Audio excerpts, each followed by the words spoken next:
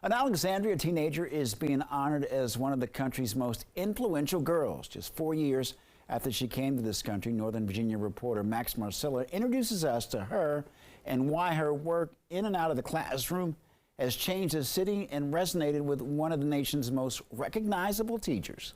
She and I would have lunch together most days through Zoom. She really wanted to get started, and she had a million ideas. We met Gabe Elias and John Humphrey, two teachers at Alexandria's International Academy, to talk about when they met a student who has done just as much for her future as the city's. That student is 17-year-old Zara Rahimi. Getting an education in here feels like a blessing.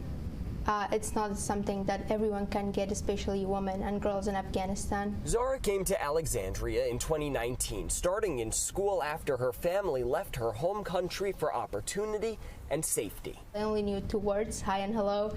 I didn't know how to read, how to write. I even had some, I even didn't know the alphabets in English very well. That was only 4 years ago, and what a 4 years it has been. And in a very short period of time, she went from being sort of, largely lost and confused to really being in command of her environment. That environment extends beyond the classroom. After Kabul fell in 2021, Elias says there was a massive increase to the number of Afghan students here at the International Academy. He says there were maybe 1 or 2 before the pandemic, but now, by his estimates, there's nearly 200.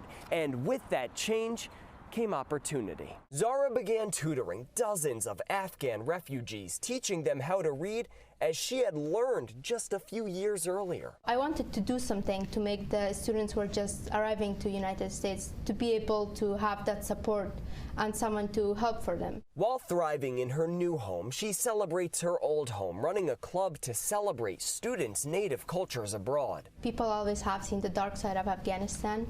It's always war. It always has been war. I wanted to show them the bright side of Afghanistan as well. All of those efforts and her advocacy as the first ever student school board representative from the International Academy brought her here, the White House, where she was honored by First Lady Dr. Jill Biden as one of 15 girls leading change across her new country. It gave me a sense of having home.